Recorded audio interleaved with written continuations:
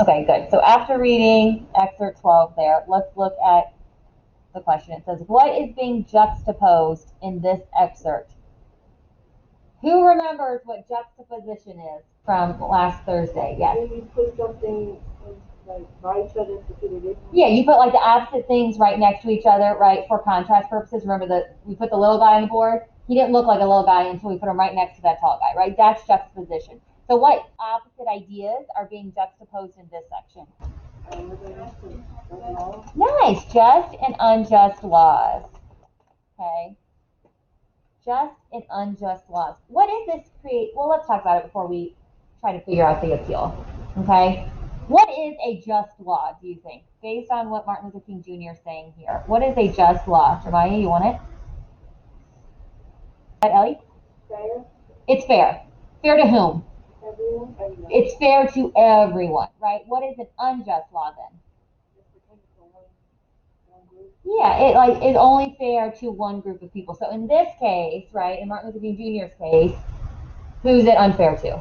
Right, African American people. Okay, he's also saying like sometimes a law can look fair on its surface. Hold on, I think he's going to say this more.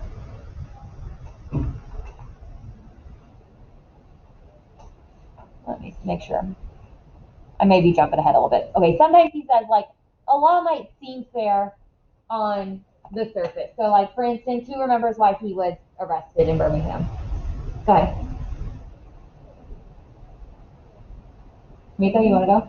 Yeah. Was it unviolent protest? Yeah, those peaceful protests, right? Like congregating or parading without a permit. Like you'd have to get a permit to have a group of people congregated like that, okay?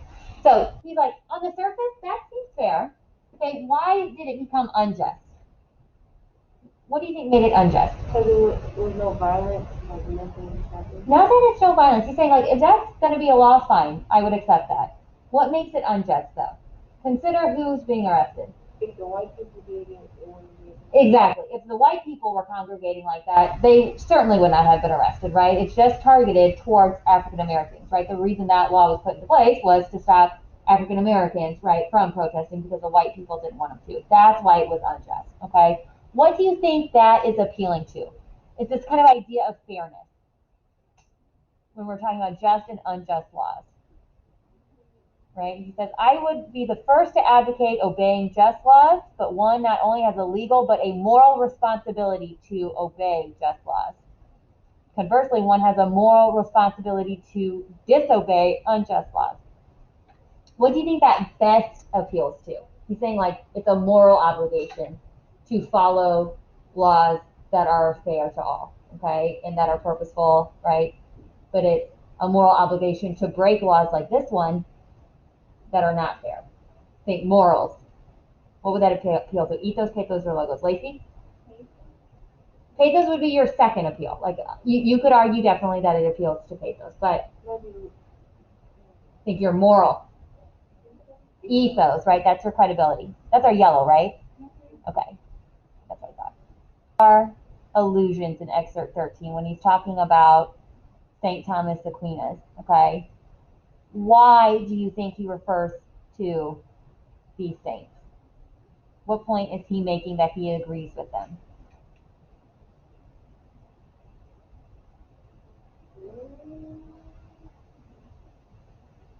And if you're not familiar with these guys, you kind of get an understanding of what they believe based on this paragraph. But just so you know, these were like Latin and Italian philosophers, right? Fathers of the church. Their ideas played a big role in like Christian writings. Okay. So why does he refer to them?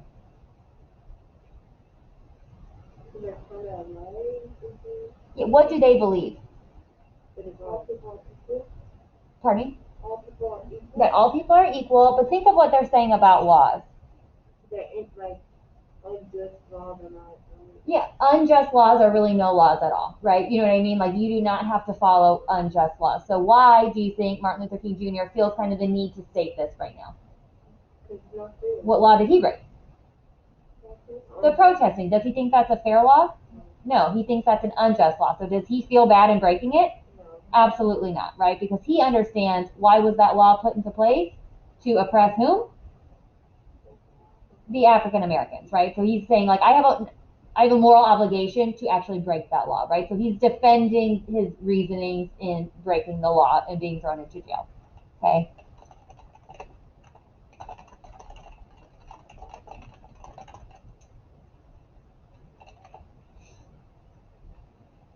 All right, number 3 there is asking about personification. Who remembers just what is personification, Jeremiah? You give a non-living object a human Giving non-living things human-like qualities. So someone find me an example of personification in this section. We're going to underline it.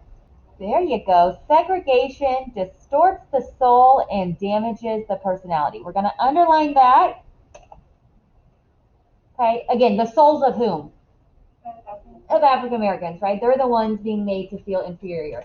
How does it make them feel to be not allowed in certain schools, certain restaurants, etc.? Yeah, it's hurtful. It makes them angry. It makes them hurt. It makes them feel like they don't belong, right? It makes them feel lesser than. So what do you think that best appeals to? Pathos for sure. Good. Good, good, good. Parallel structure is just the repetition of a grammatical form. You saw it in your Malcolm X stuff, but let's just review. Like if I said, Miss App likes sleeping, eating, and watching TV, right? All my verbs are those gerund ing verbs, right? Ing, ing, ing. That's parallel, and that's how you want to write. It would not be parallel to say I like sleeping, to watch TV, and eating, right? Because I don't want that infinitive verb in the middle because it doesn't match the others, right? That would be unparalleled. So find me an example of parallel structure in this section. Right here, we're going to bold it.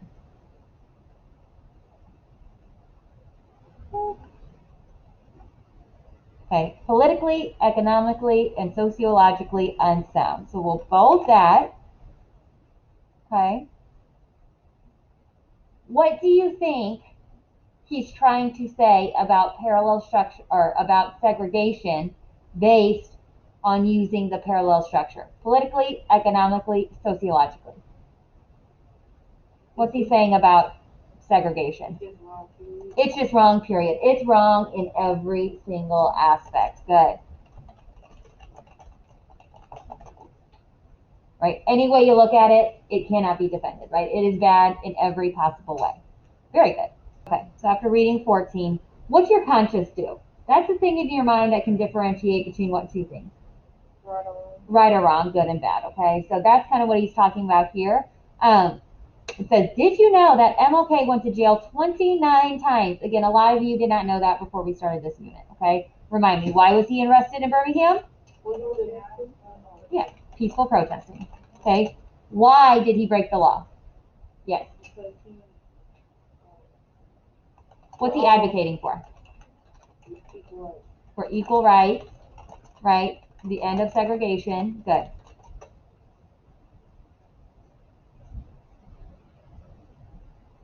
And again, his heart told him that law was a bunch of baloney, right? So he felt the need to break the law, right? And he's saying that really is the highest respect for the law, because as someone who really does love their country and respects the law, they want to see the country kind of thrive, and this is how to do it. So again, make sure you watch this illusion video. So this section is giving several examples of civil disobedience. What is civil disobedience? How would you put that in your own words? If you don't agree with something the law, right, is forcing, you have a right, to, again, peacefully project against that, right, and to express your concern with it, okay? So in this biblical allusion with Shadrach, Meshach, and Abednego, okay, why do you think he used this here? What point was he trying to prove? First of all, why is it smart to use a biblical allusion? Consider his audience. Who's he writing to? Remind me. Yeah, the clergy, right?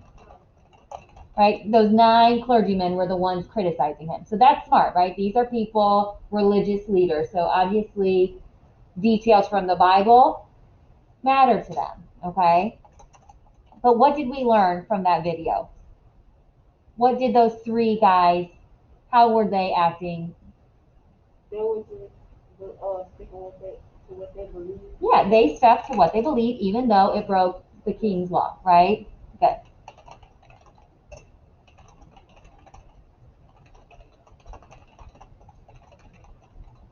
Okay. As a result of that, right, the king was going to throw them in the furnace. Who protected them? God protected them. Okay, and then what happened as a result of this? They were alive, yes. And then what kind of amendments did the king make? He said whoever like don't disrespect the. Yeah. Did they continue to was that a law anymore that they had to worship the statue? No. No, right? So it shows that you can create positive change, right? Like that's the lesson there. Like you can create positive change by, right, acting and disobeying what you disagree with, okay? What positive change does Martin Luther King Jr. hope to achieve by disobeying the law? Equality, right? He wants to help end segregation. Okay, we have another allusion within this excerpt. This is more of a historical allusion. Any history buffs in here? The Boston Tea Party. What did that help start? What war? Oh my gosh, your history teachers are just having heart attacks right now. Wasn't it what like the Indians like on the? What war was it when we said, you know what, Great Britain, we're sick of you. You're not treating us very nicely. Bye-bye. We're breaking up. The Revolutionary War. Oh my goodness. Oh my goodness. I forgive you, but I can't promise that like Mr. Pageant and Mr. Zurchill will. The Revolutionary War. So again, like he probably uses this example to show these white Americans, like African Americans are not the only people to protest and stand up for what's wrong, right? To gain their freedoms. Like, hey, guess what? Your ancestors did this too, right? And because of it, now we have USA, right? Okay, so again, we have more historical allusions in excerpt 16, okay? Why do you think he refers to Hitler's Germany here? What point is he trying to make? Yes. That it's not like the Jews were treated unfair too, like yeah, the Jews were being treated unfairly. And what about like the laws? They didn't have yeah, under law, right, the Jews were being treated unfairly, right? It was saying, like in here, it was illegal to help a Jew, right, in Germany. However, what's the moral thing to do? To help the Jew, right? So that's the point he's trying to make. Everyone in America can agree what about Hitler? He is a bad person. He's a horrible person, right? So that's why he uses that. Like that's a pretty like a comparison that everyone can kind of agree with. Okay, so he's showing like laws are not always morally sound, right? And if again they're not morally sound, you should break them. Okay, so in this comparison, in this allusion, who might he be comparing the Jews to? Who's being mistreated under the law? African Americans. Good. Okay, and based on the two types of laws that he says there are, right, just and unjust, what's he saying if the law is anti-religious? Is that a just or unjust law?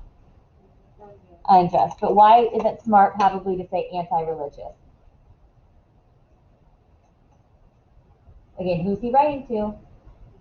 The clergymen, right? So it's really making them like kind of dig into their own moral compass and realize like, hey, we claim to be these good Christian people and like the golden rule is, right, treat people the way you want to be treated, and we're not doing that. So it's kind of showing like we're being hypocrites in our own faith. Like we say this is what we believe in, but we're not doing it in practice, right? So that's a smart thing to do. Okay. In your own words, okay, what is a white moderate? Martin Luther King Jr. is saying like the white moderate in his opinion is worse than like the blatant racist, like is worse than the KKK. Who's a white moderate? Or what is a white moderate? Yeah. Racist, they'll want to like foreigners. Not necessarily. He's saying like white moderates are people with good intentions, right? But who are ignorant to like the reality or the scope of what it is. So they're like, I agree with you, segregation is very wrong, but what don't they want to happen? They disagree with like the protests. They're like, oh, this is kind of, the protests are kind of nasty. We don't like those. Like, do those later. This isn't the right time. But remember, when they say wait, what does wait normally mean? Never. It means never, right? So that's what he's saying is so frustrating. He's like, you don't understand like the extent of what we're going through. You don't understand like the reality of our situation. Like, we cannot wait. We've been waiting, right, for hundreds of years. Nothing has ever happened. So it's like hurtful for you to say, like, yeah, I acknowledge that you're hurting, but please continue hurting until it's more convenient for me. And again, will it ever be a good time? No, right? It's never a good time. These people are never really going to want to be inconvenienced in this way. And he says, like, that's what it's so frustrating because they realize what's wrong, but are more concerned with like keeping order, right, and keeping peace in the environment and keeping their power than to, ruffle up a few feathers and actually create change. He's like, that I cannot understand. I have a hard time like understanding how you can see people in pain and acknowledge that they're in pain, but not want to support the things that will change that pain, right? He's like, I can almost understand these KKK members who are just like totally obnoxious, you know what I mean? Like, you totally don't understand. Like, at least like they're backing up what they believe in, you know what I mean? Even if what they believe in is totally wrong, like at least their actions match what they believe. Your guys' don't. Like, he's like, I don't get how you can see us in pain and not want to fix it, right? He's like, that's what's keeping us held back. Okay. So let's look at number 9. This is one of his most popular quotes when he's talking about the white moderate. So very applicable today, right, in the Black Lives Matter movement. What would frustrate King? What would make him happy? What are some things you think? Most people get less. Yep.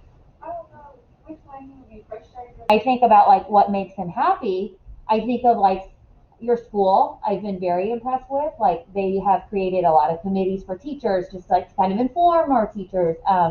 They've created book clubs that are focused on like African American, like minority kind of books, like people who are usually underrepresented, to give them a bigger voice. And I think they're doing a really good job, like trying to educate some people, because there's a lot of well-intended people, I think, at Bell Beliefs, but some people are just ignorant to the reality. And so by like teaching them, like, you can't really do better until you know, right? But once you know, you can do better, and that's kind of the idea there.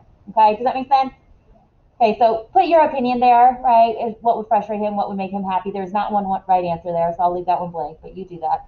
All right, 18. In your statement, you assert that our act. Okay, do you guys remember anaphora? That's the repetition of a word or phrase at the beginning of a clause. Definitely know that for your test coming up, okay? What word set off the anaphora in this section? What does he keep repeating in the middle or in the beginning?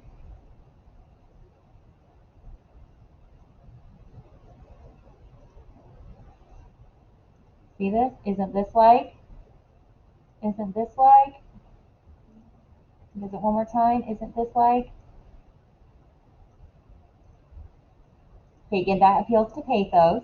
Okay, but what point is he making? I think the first one's probably the easiest to understand, right? Isn't this like condemning a robbed man because his possessions of money precipitated the evil act of robbery? So if Jeremiah has $100, I steal her $100. The police yell at Jeremiah for having $100, not me, the stealer, right? What point is he trying to make about the anaphora? The wrong people are being criticized, right?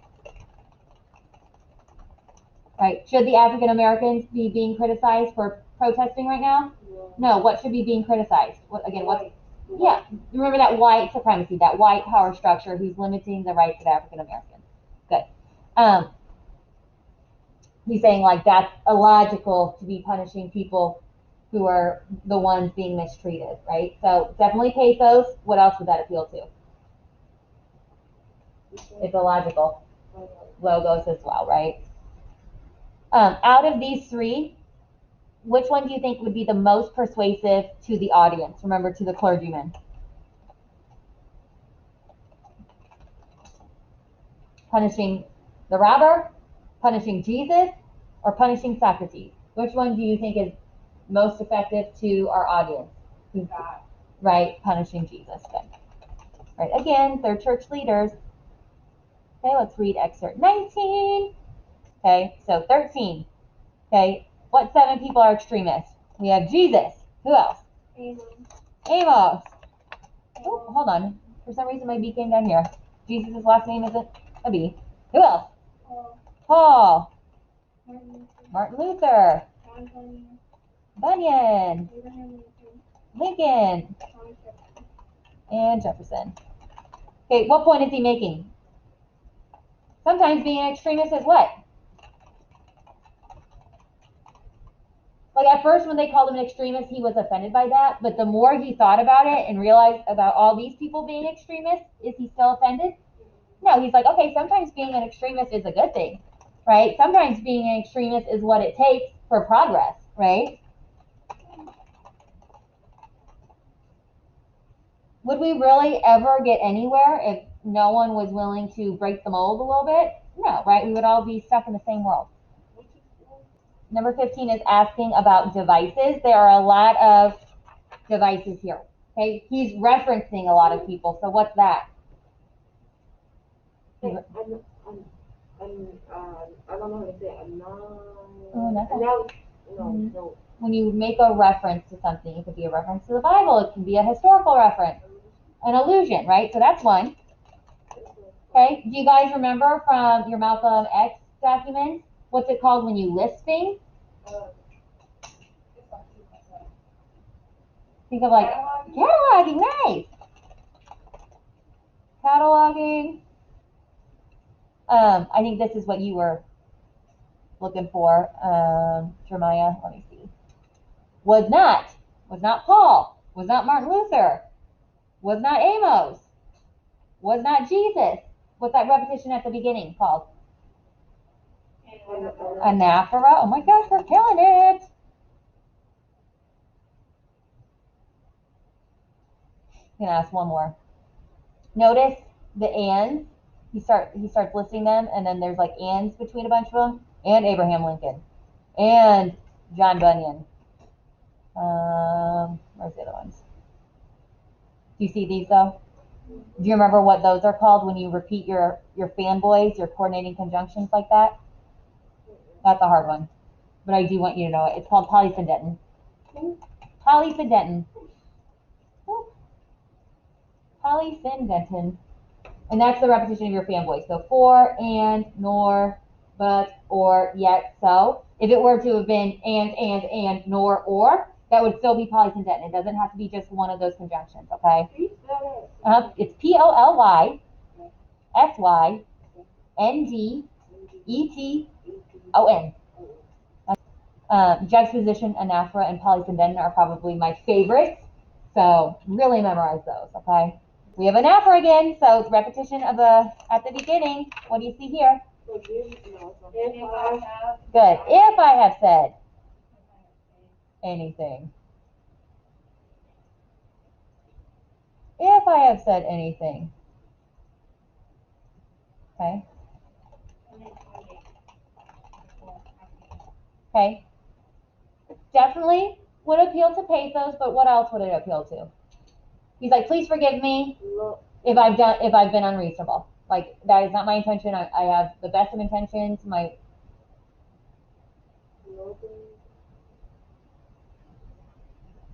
Thinks he wants to do right by people. He wants to do right by God. That's your ethics. Ethos. That would be ethos. Yep. So ethos and pathos. I'm doing it in ethos. These we have symbols. Okay, what do you think the dark clouds and the fog, the deep fog represent? The what? Yeah, like the racism, right? The lack of hope the African Americans are feeling. The ignorance of like some of the white people in power. Okay? So again, he's like, in the near future, I hope those things will go away. And then what image does King hope will replace the fog and the dark clouds?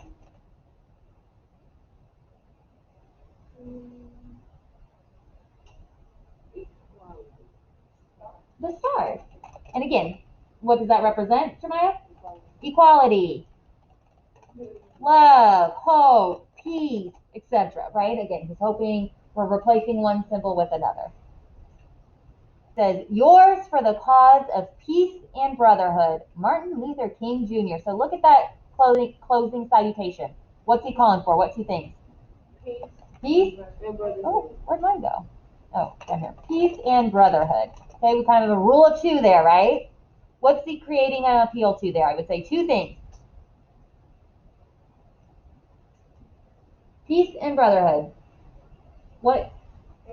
Pathos and I want peace and ethos, right? So pick whichever one you want. I'll do pathos this time because I think I did ethos last time. Okay? So remember, you're going to have a quiz next time you are in person. So you guys will be Wednesday. Group B will have a quiz Thursday. Okay? Tomorrow, I'm going to introduce the writing assignment. Again, I'll put like the big prompt and like organization tips on Google Classroom, but I'll also record myself with the B group just in case you prefer to hear it. Okay?